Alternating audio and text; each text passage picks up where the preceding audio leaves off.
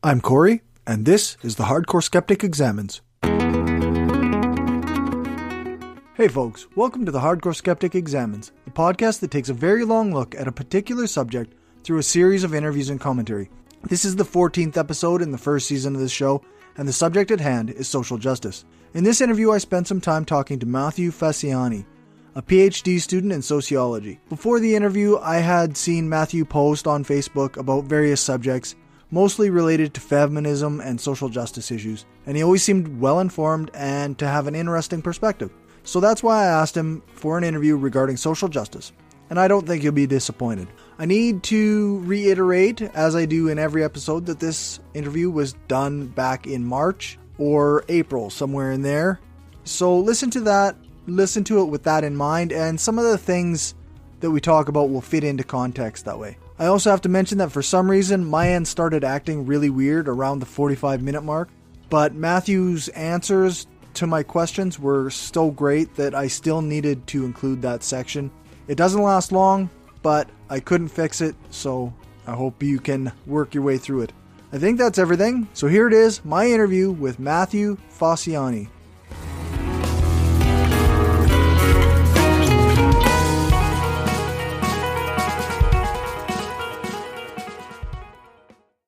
Okay, so I guess first I'll get you to introduce yourself. Sure. So my name is Matthew Facciani. I am a PhD student in sociology at the University of South Carolina. My academic interests have been focusing on why people reject evidence is kind of the main area I'm looking in right now. I've also done some research looking at politics, religion, gender, and before I was in this PhD program, I was actually in a neuroscience PhD program, so I have some experience with neuroimaging stuff too. So I'm kind of an unorthodox academic background. But outside of academia stuff, I try to be active with engagement with activism and helping out with different local causes. Like I volunteer at a local rape crisis center and the local Planned Parenthood, and I try to stay on top of local politics here as best I can. Great. So I guess in the main theme of the show I'm doing, how do you define social justice? Yeah, it's a broad term. I would just say trying to make the world a more fair place for everyone. Okay. To keep it as simple as possible. You know, everyone should be able to live in society freely and not have to worry about all these sort of systemic barriers that pop up just because they have a certain gender or sexual identity or something like that. People should just be able to live freely and equally and not be judged differently based on their physical characteristics. That sounds like a pretty good goal to me. Yeah. How do you think, how do groups like Black Lives Matter or feminist organizations or LGBTQ organizations fit into that? I think they're incredibly important to get those messages across and raise awareness. I mean, I guess it depends on what the goals of the organization are, but I think we're all just trying to do our best to change the culture to make it better for everyone, and there's so many different issues that we can address, so it's great that there's so many different organizations working on their specific issue. Do you think that each group working on their own issue is of benefit, or would it be more benefit if they cooperated more, or do they cooperate? I think kind of both. I think it is important for groups to have their own focus to make sure that we can reach as many different areas that we can and to raise awareness in areas we may not know about or understand very much. But at the same time, I do think there is some importance to working together on specific goals, especially now when we're facing a political administration that's very much against progressive goals. So I feel like it's even more important for people to come together and find commonalities and be like, well, you know, we're kind of in the minority in a lot of ways here in our thinking. So, right. Yeah. So I think, definitely important to have focuses on different aspects, but sometimes it is important to look at the bigger picture. Fair enough. Do you think that sometimes when we focus on these individual groups that we cause more of a rift in society, or do we, or are the rifts already there, or the separations already there, and we're just acknowledging that they existed? I would say the rifts are already there. I mean, that's you know, you've probably heard the expression, or at least it's a popular expression that, like, you know, someone will say, oh, well, feminism has a marketing problem. And the reply to that is like, well, feminism doesn't have a marketing problem. It's just they have to deal with patriarchy and misogyny, right? So it's like, it's not so much that, you know, that they're doing anything wrong. It's just they're fighting this battle of all of these cultural barriers. Yeah, that seems fair enough, actually. In the vein of feminism, do you think that much of the backlash against it is just kind of like the patriarchy? Is it an issue where people can't recognize their own perhaps biases? Yeah, I think that is a large role of it. I mean, it's difficult to understand the advantages that we've been given to us. Like, I can speak as a guy, you know, I'm constantly learning all of these different advantages that I have that I don't have to deal with just because I was born a particular gender. Right. So it's hard work a lot of times to reflect on those biases and understand that we're given certain advantages, and that doesn't mean our lives are easy, but there's just certain things that we don't have to worry about. And it's important to just acknowledge that and be honest with it. It's an interesting subject. I find that quite often when people are talking about feminism, say, or any social justice, they like to cite examples of, oh, well, this person who is a feminist or this person who is a member of Black Lives Matter did X bad thing, and therefore this movement is of lesser value. What do you think of that kind of idea? I think it's just really fallacious arguments. Like, they don't make any sense. It's just a basic straw man. You know, you can always pick out certain examples of a large group and be like, well, that particular person did something wrong. And I feel like it's kind of something that I see on the receiving end as an atheist, because it's really easy for people to pick out a well-known atheist that says something really ignorant and be like, oh, well, see, these atheists, you know, they're you can lump them together if they're already a stigmatized group. It's really easy to kind of pick on the minority. So a social justice group like feminists, you know, trying to fight for social change, it's very easy if you're already trying to maintain that status quo to pick out examples that justify your beliefs of maintaining that status quo.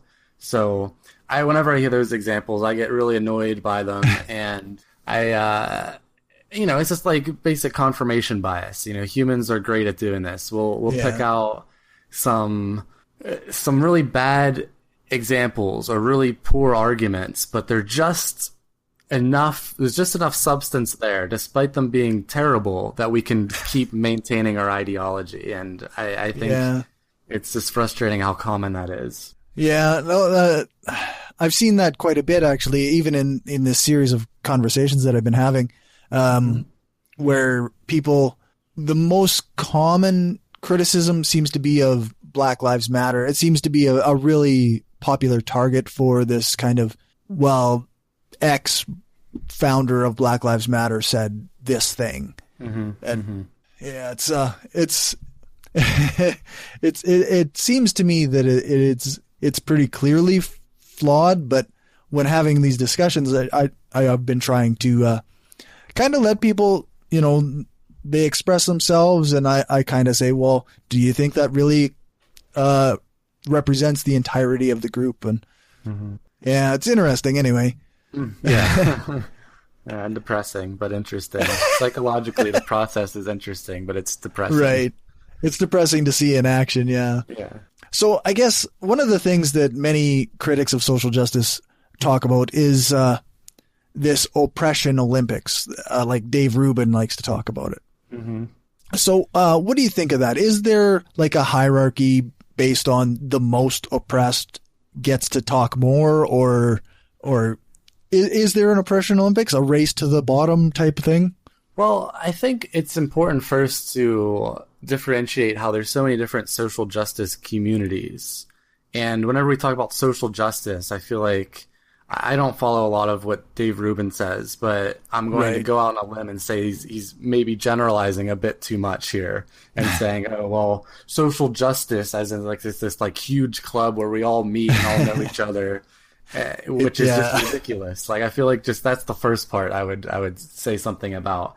But beyond that, there probably is. I mean, online circles, I'm sure there's groups of people that are engaging in oppression Olympics and purely using their whatever characteristic they have as their main argument, and it might not always comport with fact. It might even be in disagreement with other people who share that same characteristic, and they're trying to speak as for everyone. And it's just bad reasoning. Like, there's bad reasoning everywhere. So it kind of comes back to that other example of like, okay, there's going to be people in these social justice communities. Maybe there's some of them that use really bad reasoning or just jerks.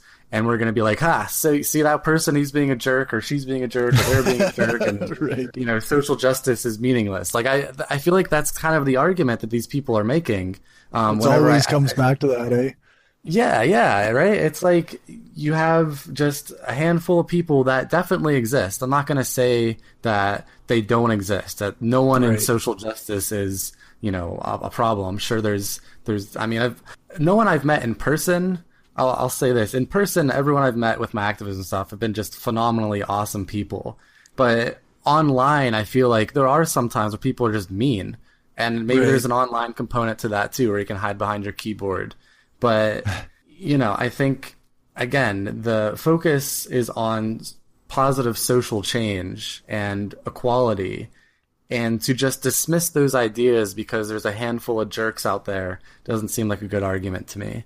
Yeah, that sounds fair enough to me. Yeah. What do you think of the idea of privilege, or how would you define privilege? For me, when I talk about privilege, I try to just focus on what sort of advantages a particular group has, or what sort of disadvantages they don't have compared to other groups. So when I talk about male privilege, I can say something like, how often do you feel uncomfortable next to the opposite sex because you feel like they might hurt you? And stuff like that, where it's like when men who don't think about this very often or are new to social justice be like, oh, yeah, I mean, I guess women have to deal with that a lot more. And then, just kind of slowly kind of chip away at that. That's how I would, just... So it depends on the type of people I'm talking to, but I often don't even use the word privilege when I'm talking to people that aren't familiar with it, because it seems like just the connotation of it's like, well, you're given something and, your life's so much easier. But like I was saying before, it doesn't mean that your life's easier. It's just like, of all this complicated social stuff, some of it you don't have to deal with. Some of it's a little bit easier for you. And that's okay. You can just be honest about it and then acknowledge it and maybe try to help out. So... that's how I would go about discussing it, kind of in a broad sense that illustrates that society's unequal and sometimes we're going to get benefits from it unfairly. Well, that seems like a pretty straightforward almost idea. Like, I wonder why there's this. I guess maybe people get hung up on the word privilege. Mm-hmm. I think so. But again, I also think that if they're wanting to maintain the status quo and they're wanting to maintain the advantages they have, they might be less open to talking about privilege. And I feel like that's something that often pops up. If you have male privilege or cis privilege or, you're wealthy, you don't like talking about this stuff because it means that there's some part of your life that's a little bit easier than you previously thought. And that's not a pleasant feeling, but it's something that if we care about being honest with ourselves, it's important to acknowledge. Yeah, fair enough. So one of the, let's see what I got here. It seems like quite often the argument about social justice is that it's stifling free speech. So I wonder if I might get your take on that kind of angle. Sure. Yeah, I think it's a really ridiculous argument. And again, kind of along the lines that I've been saying, you might find a couple people in social justice communities that want to repress actual free speech. Right. Like I'm sure there's people that are saying that, you just can't say this, and maybe they even think that you should be punished for saying it. I'm sure you can find someone on the internet that fits that. But when I think about social justice, it's the complete opposite. Like, we should be able to talk about all these issues and everyone should have a say in it, because it goes both ways. So, I've actually had this, I maybe I'm a little bit moderate in my approach with this, because I'm a huge advocate for free speech.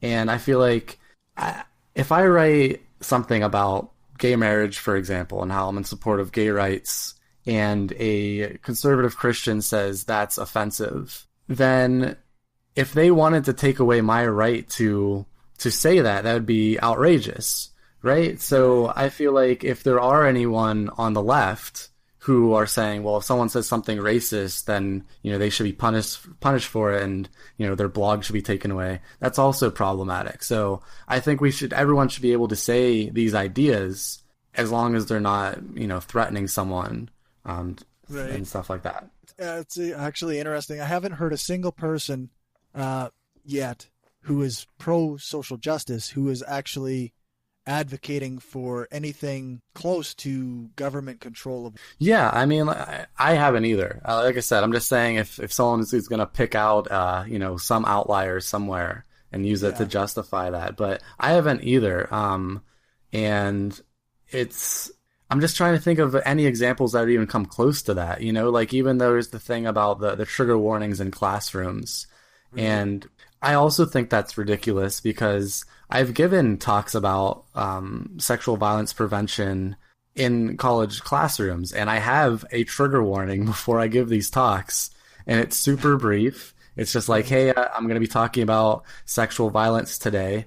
If you need to leave, you can. And then I, go on with my spiel. Like, it's never felt like my free speech is being taken away from me. I'm just trying to give a heads up to the students before I go into this topic that could be hard for them to hear. That's interesting, because it doesn't really fit into the caricature that or this enemy of free speech that people turn trigger warnings into. Yeah, definitely. And I feel like it's just unfortunate and depressing to see this stuff pop up, from the right side, that they'll just totally mischaracterize trigger warnings and these ideas we have about free speech.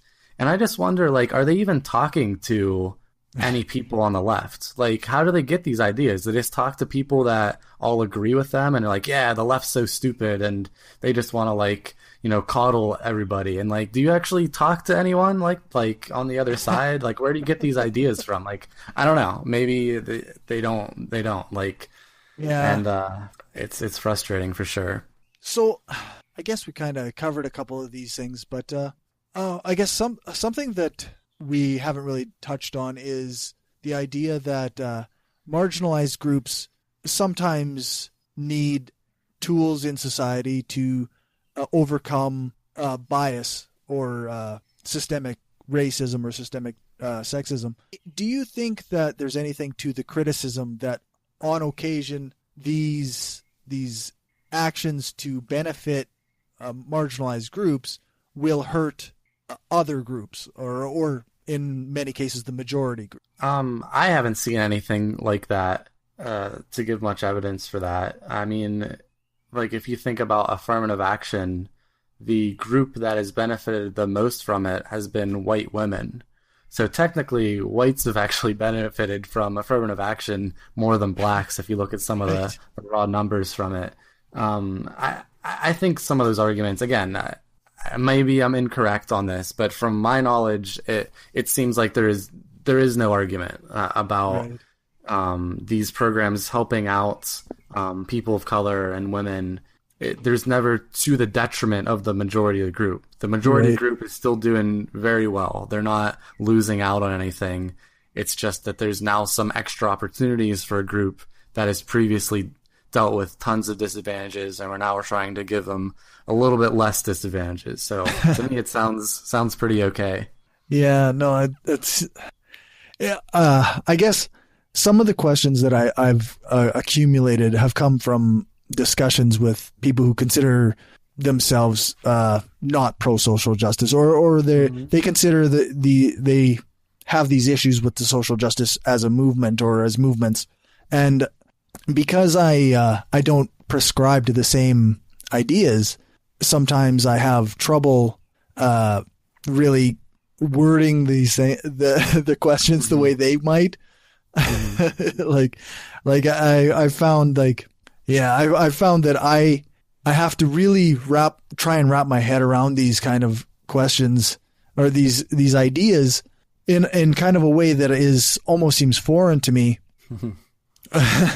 Yeah, definitely. I mean, just to sidetrack a bit, I think it's really cool that you are attempting these conversations with people outside your bubble. I think that's something that's really necessary. So it can be very frustrating, I'm sure. And I've been trying to do the same thing myself, but I do think if we're able to, I mean, it's not for everyone. I always have this kind of caveat that like, no one should feel obligated to talk to the other side, especially if, you know, that side doesn't even think you're a person, depending on what group you're in. But if you can and you want to, I think it's a good thing. Yeah, I don't know. I definitely can. I feel a comfort level talking to some people versus that you know, you can tell when I agree with somebody and when I don't. I think it comes across pretty easy. Yeah, I mean, it's tough. It's definitely tough to have these conversations about our values that are so meaningful to us, and then to speak with someone that has completely different values, and you can't really find common ground because you just have completely different worldviews a lot of times. So your best bet is just to kind of, I mean, the thing, how I view it is like, maybe we won't necessarily find common ground, but we can reduce polarization through mutual understanding. I think that's about as good as it's going to get in a lot of cases, which is still something that we shouldn't be dismissive of, because you're kind of chipping away at it in my view. So like, let's say I'm talking to someone that's like super anti-abortion. Maybe I won't get them to be pro-choice all of a sudden, but maybe they'll stop donating to that anti-abortion group, you know? Like, that's going to be a huge win. Even if they personally don't like it, or maybe, you know, still support politicians that are in their line with beliefs, maybe they'll just do a little bit less on something I find very harmful, and that's a win in my mind. Yeah, for sure. Like, I guess maybe if they could stop calling women murderers outside of abortion clinics, that would be a step in the right direction. Yeah, they'll be like, you know what, this Sunday I'm just going to stay home and not harass women. Like that'd be a win. That sounds like a win to me. So I guess, what do you think of the criticism of social justice that claims it's rooted in in a kind of a postmodernism, where the individual subjective experience is more important than empirical data? Again, I feel like that's a claim that doesn't have a lot of support in a lot of ways. Right. And, you know, like in sociology, there is some bad sociology out there, like in a lot of disciplines, where it's not based on empiricism, and people can get entire careers debating on what Karl Marx really meant in his writings, you know, just like just the subjectivity of all that stuff. Like it's out there, but again, like it doesn't mean you have to dismiss the legitimate science that supports inequalities. There's so much evidence about racism and sexism. It's not just like this like fluffy non-empirical subjective experience stuff. Like there's tons of experiments for years and years about all of these areas. So I get really frustrated whenever someone's like, oh, you know, that's just a bunch of bunk. It's just, you know, sociology, it's the soft science or whatever they say, and just kind of dismiss it outright without really even taking any sort of critical look at it. They'll just be like, oh, that concept is, that's not a real thing. Like I just saw someone the other day post, a claim that toxic masculinity isn't real. And I mean, I like this person, we're friends, but she has a background in genetics, not sociology. Oh, okay. And it's just frustrating whenever you see people that it's not even their background or their training, just kind of saying like, oh, this isn't real. And then, I posted a couple links, academic articles saying like, toxic masculinity has negative health implications for a lot of things like depression and, men that don't want to see a doctor because they think they're tough and stuff like that. They end up, being really worse off for health outcomes. Like it's actually a thing. We can study this pretty empirically, and it's no response. She just ignored it. Maybe she was busy. I don't know. But, I'll give her the benefit of the doubt. Maybe she just didn't see my comment. But I think it is frustrating sometimes when you do provide evidence. They're just like, well, whatever. I'm just, just put their fingers in their ear and just don't even listen. So yeah, actually, I might have to have you on sometime to talk about toxic masculinity. I think it's a very important subject that I'm still exploring the idea, the entire concept. But there's like one of the ideas that I guess. I'll talk about it a little bit here, but one of these ideas that I've often encountered and I had throughout my entire life is this idea that men are supposed to be capable of a certain level of violence, and we're supposed to keep that in exact check for a certain amount of time until somehow society says that it's okay for us to beat somebody up. and I've often wondered like where that kind of came from, and that was even before I heard the term toxic masculinity, and I think there's something to that. Yeah, I mean, I feel like as men we're culturally conditioned to deal with our problems with anger or violence, and it's such a limited scope of processing through the human experience, and it's terrible. I mean, it's again, I can talk about the research looking at it, but then, just from my own subjective experience, I know as soon as I learned about toxic masculinity and these feminism concepts, they helped me in so many different ways, just being able to process through my emotions so much better and have so much more fulfilling relationships and friendships that it's been awesome. So I think it's a very important conversation to have, and sure. I do think that men of all ages, but especially young men,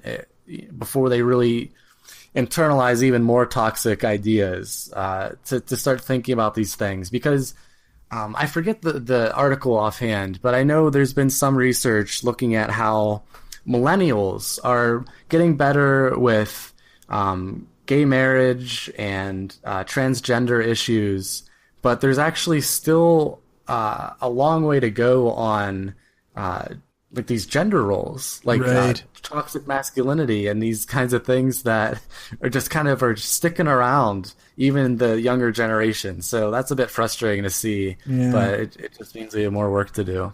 Yeah, I guess. I guess that means nobody can we can't stop talking about things for a while yet. Yeah, I think we still got a little bit to go. Yeah.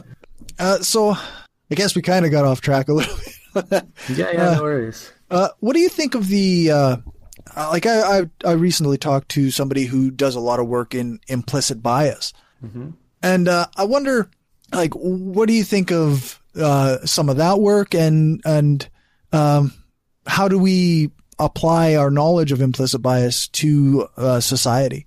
Yeah, I mean, I think implicit bias it's such a difficult concept to explain to people, because it's not tangible, right? So it's this thing that influences people, and you can't really have a conscious understanding of what's going on. So if you're not motivated to admit those biases, it's very difficult sometimes to really understand that they're there. So I haven't done a lot of work in implicit bias in my research, but it's definitely a thing.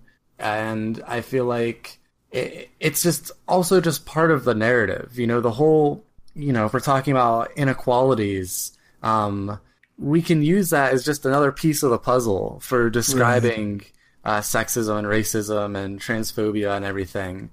So we don't have to just rely on that one piece. So if some people are skeptical of implicit biases, and some of the work, like all of science, is going to have some flaws in it. Right. It doesn't mean that the underlying concepts they're trying to explain are non-existent.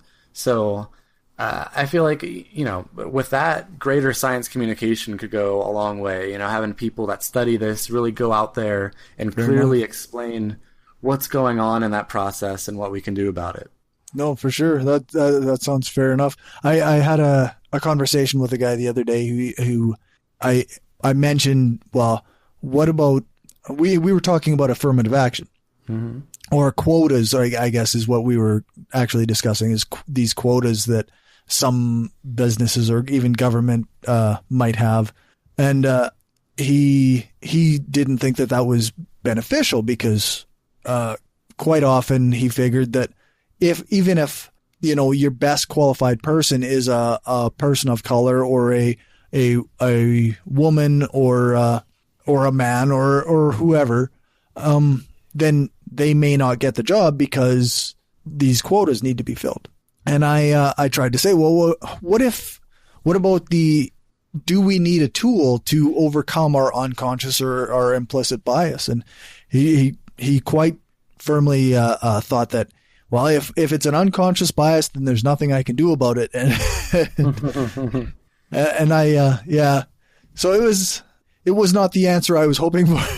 Yeah, it sounds like a frustrating conversation. I don't know if we still have quotas. I thought those were illegal. Yeah, I don't think there's necessarily quotas per se. I like our Prime Minister Justin Trudeau, when he was laying out his cabinet positions at the end of 2015, he had a cabinet that was 50% men and 50% women. And when he was asked about this, he said, because it's 2015. Yeah, I remember that. It's a great soundbite, but to somebody who sees that as a quota, he's wondering if all the most qualified people are getting those positions. And in that case, I think that everybody who got their position was the most qualified, or was definitely at least qualified to do that job. But yeah, I could see someone from that perspective thinking that maybe that some of those people, the women, I guess, maybe got there unfairly. But,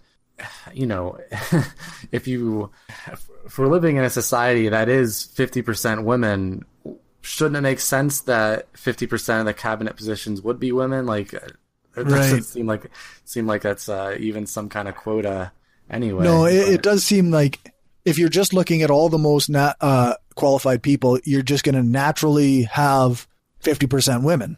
So yeah, it doesn't seem like a quota from my perspective.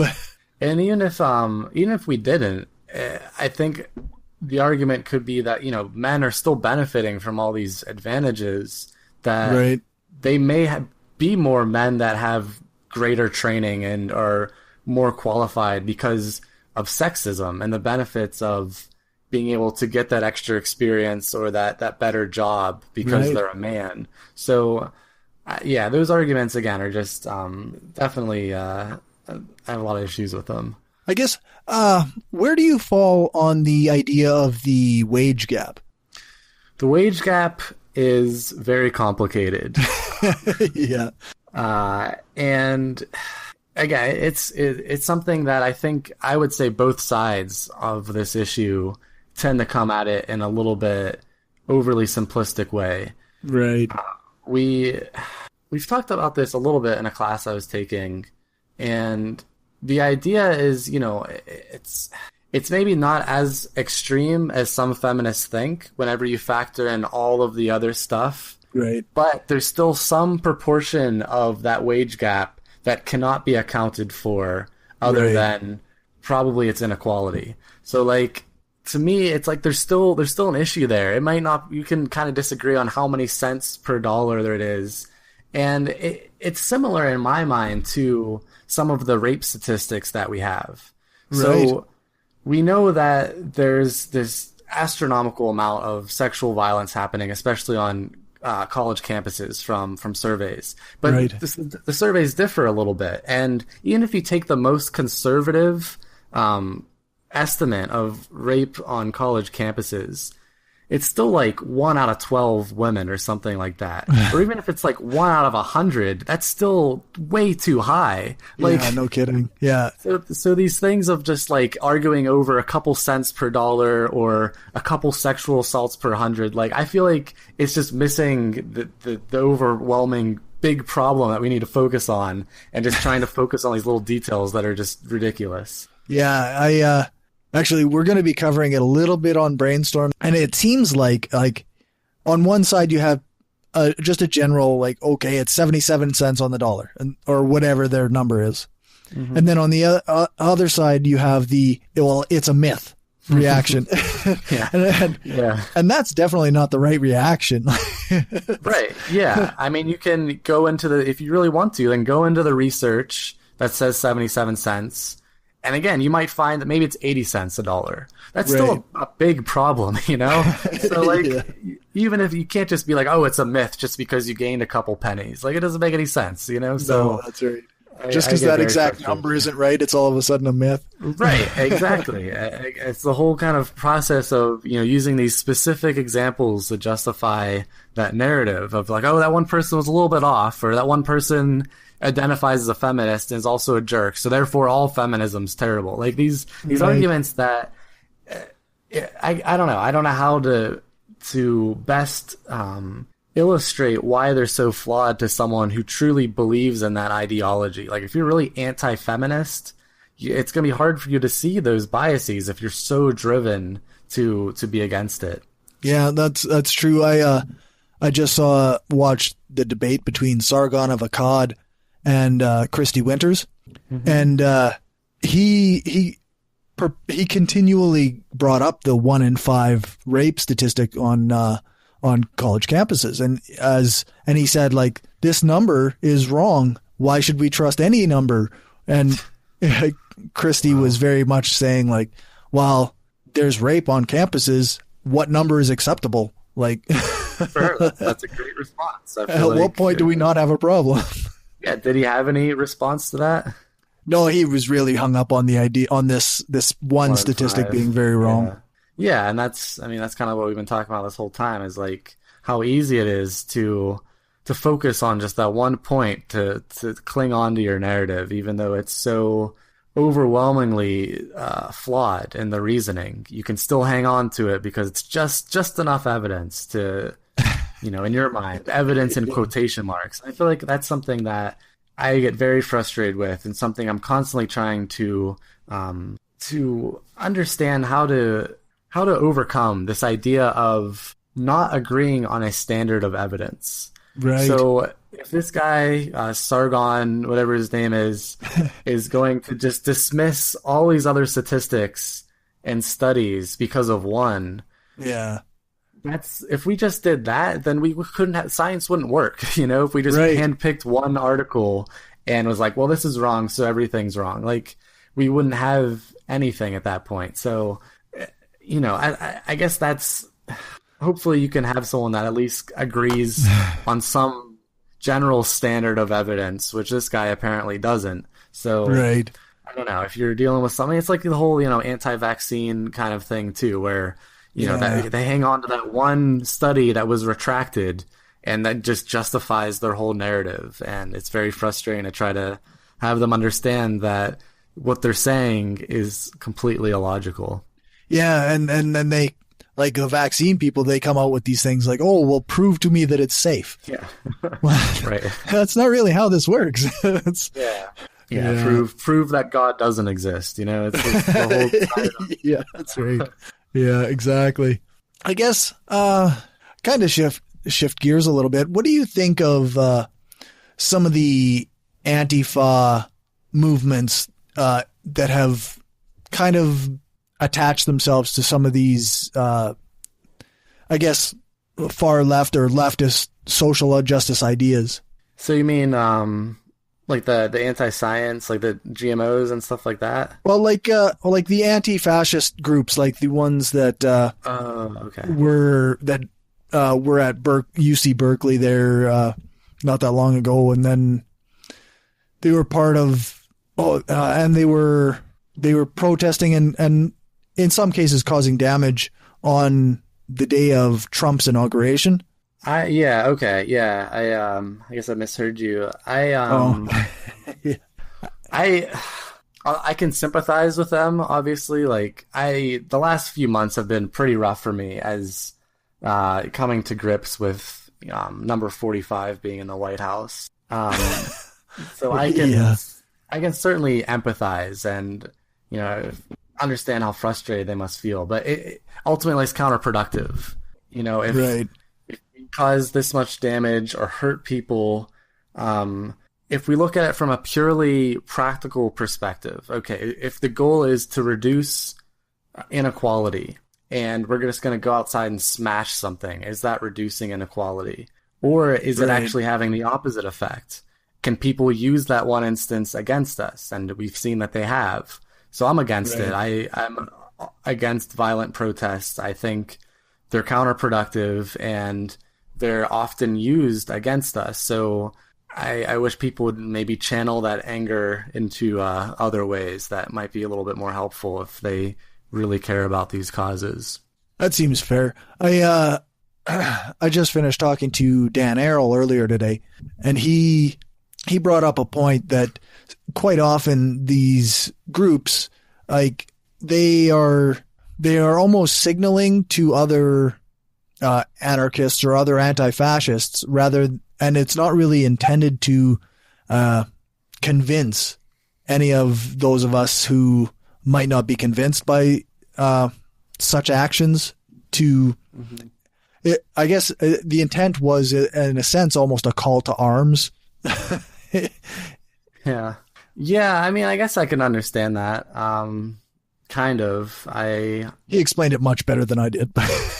Yeah, I know. I really like Dan Arrell. I think he has a lot of good points on a lot of different things. I know we have disagreed a few times on politics and methods, really. I think we have nearly identical political values, but the methods to obtain those values are a little bit different.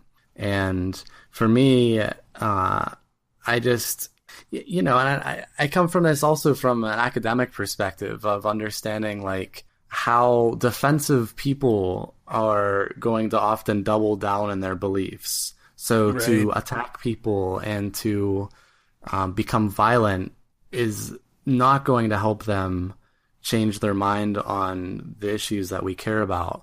Yeah. So, I mean, it can, on some levels, if it's, to put it in like an atheist perspective, you have like the firebrands, like, Richard Dawkins saying these kinds of things. I feel like that can create awareness and some sort of like a public figure saying this stuff and giving a voice to a minority, even if that voice is not very sophisticated or pure or maybe they have a lot of problems. It still is a voice out there that, future people can come and refine it and progress and build off of it. So, but Richard Dawkins isn't going around, burning cars and stuff either. So, yeah, he says a couple things that aren't great every now and then. Yeah. So I just, I really like having these conversations with people that I might disagree with. Like with Dan, I might disagree with him a few times with methods, and hopefully at the end of the conversation, we can both understand where we're coming from and maybe even have like a better idea of how to move forward in our own ways. Right. There seems to be almost a disconnect between the academic view of social justice and the grassroots activist type of view of social justice. I wonder if maybe you could speak to where that is. Yeah, it's been interesting being in both of those worlds. I do think there is a disconnect because, not everyone in, grassroots has the opportunity or wants to get a PhD in this subject. Right. And getting a PhD requires this like super hyper focused specialization of knowledge. And, sometimes people try to combine the two and really be like scholar activists. Right. And I think that's cool in a lot of senses, but I guess how I deal with this, I'll just speak from my experience because I feel like there's a couple different ways you can go about it. I wouldn't necessarily call myself a scholar activist because the research that I do isn't necessarily activist based. Like I'm not studying what kind of programs reduce sexual assault. That's something that I'm really interested in, right. But I personally, honestly, I don't know if I could be 100% objective if I was studying something like that, because I would so want the program that I was developing to succeed that I don't know if I'd come at it in a way that, I might just be too biased. So I don't even try to go that route. I try to have an activist hat and a scientist hat. So when I'm doing science, I focus on the areas I'm interested in. And then when I'm doing activism, I focus on those areas. And sometimes they do overlap. And again, I feel like because we already know there's so much overwhelming evidence of racism and sexism, right, that we don't necessarily have to like continually prove that these things exist. So I think what we can do is tackle it from different issues, and we can look at like evidence-based policy, for example. Right. So if there's a bill that's trying to say that, we shouldn't have accurate sex ed in high school, or we shouldn't have access to birth control. Right. We can then just give them the evidence saying, well, if you don't do this, STDs increase and all these things increase that are harmful. Right. So that's just you can have a scientist come in there and summarize the findings. That's something that I've done locally, is I'll testify against my local Congress or Senate and just read through some studies that support or go against whatever bill is coming up. And that's something that I think scientists can do.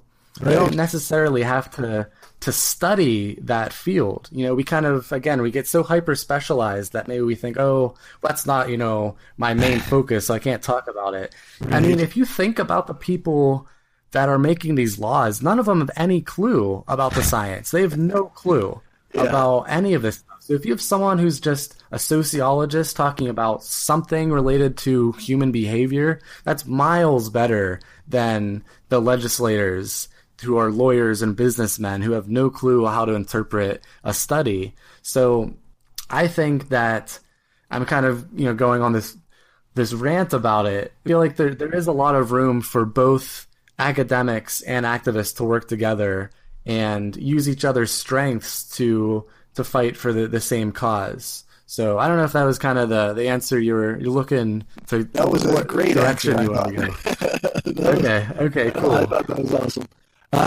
So I guess like you say, like they can both work towards the same goals, but from different angles. Do you think that policy often will be more influenced by academia or like by studies, or is it often more influenced by the loudest activists or the most active voices? Well, unfortunately, I think it is the loudest voices with the most money. And it's,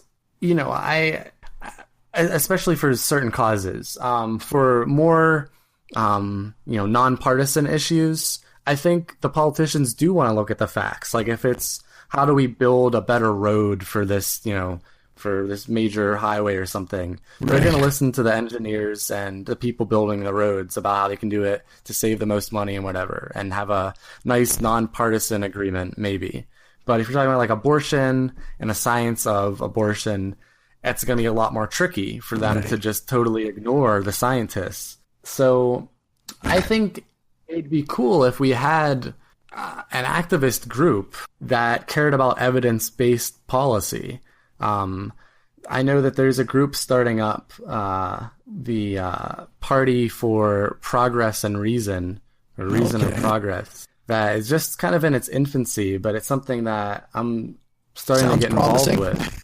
Yeah, and it's not necessarily right now a party about, getting politicians out there. It's supporting politicians that care about human rights, science, and evidence-based policy. So, like, for me, I think that's a great way to go about it. Support the people that are caring about evidence and skepticism, and take it from a completely nonpartisan view and just be like, how do we solve these problems with the evidence that we have? Right. And I don't know if anything's going to come of this, we'll see. But I feel like stuff like that, because it could be like, an activist group or a political party. But I don't know. I feel like it also, as, I just feel like as you get larger, it's kind of the issues with the Green Party is, I feel like in the States, we have the Green Party that has no experience or legislators at the major levels.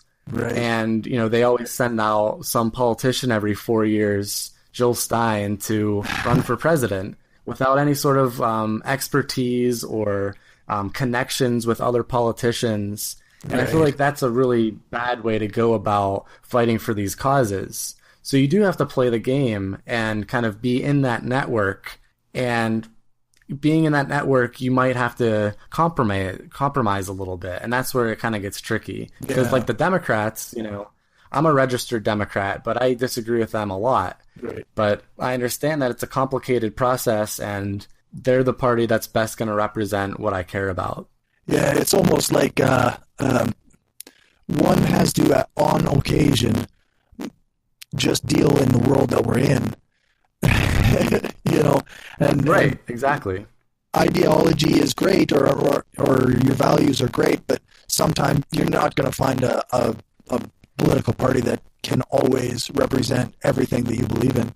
Yeah, I think it's impossible. I think there is not a single person on earth that could be the perfect president for me, including myself, because I'm nowhere near qualified. So it doesn't exist, So we just got to grapple with reality as best we can, and sometimes that means we're going to have to compromise. I wanted Bernie Sanders to win, but I happily voted for Hillary Clinton. I feel like that's something that we should do if we care about, understanding we live in this super complex world that has lots of problems, but hopefully we can nudge the group that's going to help our causes a little bit more than the other group. Speaking of Hillary Clinton, what role do you think sexism played in her the backlash against her? Was that a major impact or impacting factor, do you think? I think it was. I think it's pretty strong that there was so much sexism aimed at her for years, and so many attacks aimed at her that were just incorrect and dishonest. Just these smear campaigns for just decades that definitely hurt her. And as someone in the Bernie group, I would see these people share these things about Hillary that were so biased and so outrageous. And it was so depressing to see these people that were, again, on my team saying these really ridiculous things about her. So I definitely felt like she dealt with sexism, and I felt like, I don't know if that would have been the deciding factor. It's so hard to pick any one thing, but yeah, it definitely hurt her in the campaign. I feel like she was incredibly qualified, and that's just something that it's always going to bother me for the rest of my life, that this happened, that we had this game show host, con man, rapist guy beat one of the most qualified people we've ever had run for president. It's just absolutely mind-boggling that actually happened. People voted for this guy. I know Hillary won the popular vote, but Trump still got a ton of votes, he still won. And enough people thought he's a businessman and he'll make us all rich. And then that's as far as they thought about it. And I'm just like, how is this real life? But I certainly think she had a lot of barriers in her way. Fair enough. Okay. I guess I've used just about an entire hour of your time. I have two questions that I've kind of always asked at the end. The first one is, what is something that you wish people could realize about social justice that they might not already realize? Yeah, it's a good question. I guess it kind of depends on what group is asking this question. Right. And, it's kind of like the theme that we were talking about this entire time of how diverse social justice is and how important it is to not focus on those handful of people that could be jerks or could have really bad reasoning, but to understand that the general message is equality and helping people. That's what we're all trying to do in these communities. And you shouldn't just dismiss this entire group of people that cares about equality as just, whatever kind of names they throw at us, right? So, we're people just trying our best to help out, and this is the way that we think is going to help the most people. So I guess my message would be then to talk to social justice advocates, talk to more feminists, talk to more anti-racists. Don't just get caught up on that one person on Tumblr that said something really stupid and now you think all social justice is terrible. Talk to me, like I'm open to talking about this stuff. If you're gonna go and bash social justice and not even talk to a social justice advocate, then I think that's pretty intellectually lazy. Yeah. No, that seems fair enough.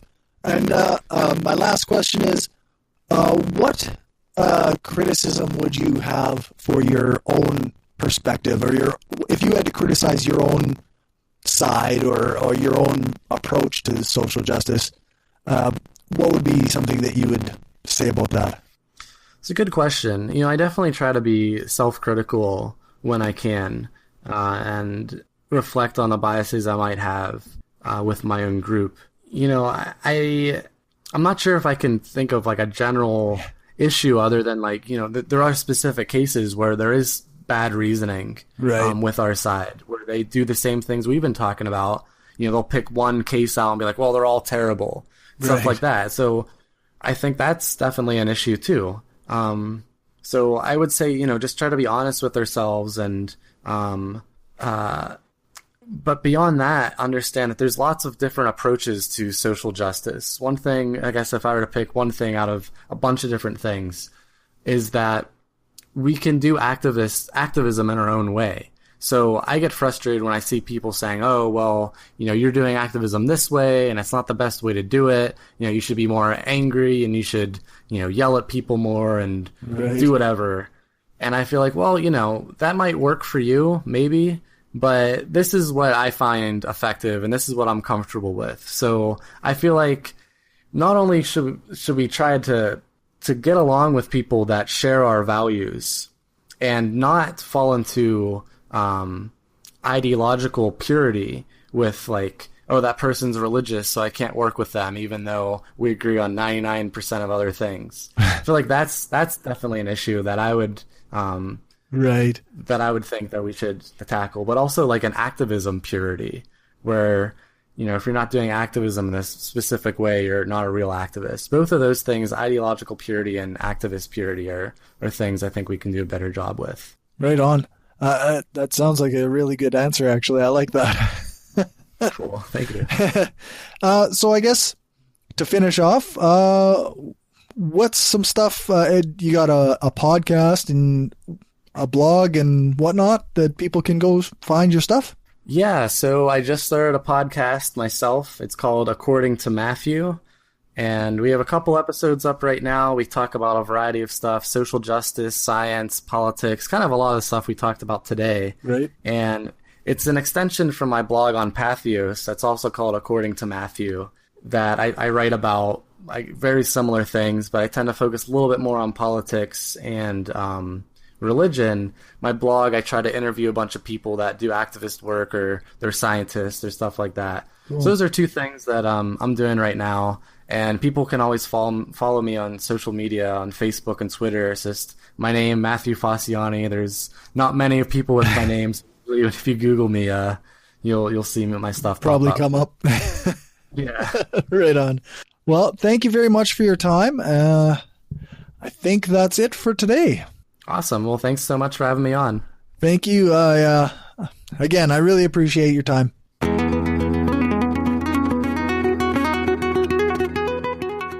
Okay, so that was my interview with Matthew Facciani. I was listening to it and trying to take notes, but the conversation seemed to flow really well, so there isn't much to say about it. I hope you enjoyed it. Matthew recently published an article on Patheos discussing a study of sexism in the atheist community. It's a very interesting subject, and the article is really worth the read. I'll provide that link in the show notes. You can find out more about Matthew at matthewfacciani.com. That link will also be in the show notes. And I guess I want to thank my patrons, Leto Anor, By Any Means Podcast, the Podunk Polymath Podcast, the Utah Outcasts, and Larry Wilson.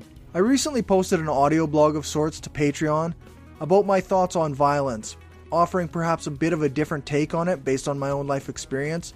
And patron Leto Anor had some great thoughts. If you'd like to read that comment and hear my post, then you can go and become a patron at patreon.com/hardcoreskeptic. That will give you access to a patron-only RSS feed where you can hear patron-only exclusives and get early access to episodes. I also got an email from Larry Wilson, and I'll talk a bit about that here. So Larry wrote, I just listened to your interview with Phil Klinkner. I don't want to say anything to disagree or diminish what he said. Racism is alive and well in America, and it's not going away. And then he says, by the way, the old generation will die trope doesn't work because the younger generation is raised by the old generation. And that echoes what Phil said in the interview. And while I'm personally disappointed that young people can't see past the shitty views of their parents, I guess I understand. If they don't have the opportunity to learn better, then those shitty views will stick with them. Anyway, that's not what this email is about. I'm back to reading the... What everyone seems to ignore in the discussion of what happened to get Trump elected is that Hillary is a woman. Yes, that is amazing. Just as racism is alive and well in America, sexism is too. And this is something this is me talking. This is something I totally agree with. And I've argued this many times online. He says, for example, did you notice anything strange about the preceding sentence? That is how the media and most commentators discussed the election. It was Mr. Trump or Trump, a masculine way of referring to a politician using the last name. It refers to the fact that he is a man. However, it was Hillary or Hillary Clinton, a way of referring to a girl, someone who isn't quite as grown up as her opponent, or a person born to be a secretary. Most media outlets used Hillary, as did her campaign, to separate her from Clinton, which would refer to Bill. Many men and women, including my late mother for crying out loud, will not vote for a woman for any political office. However, I have not seen this addressed anywhere in particular. Maybe I live a sheltered life. I think I have seen that addressed in various places, but not in the mainstream.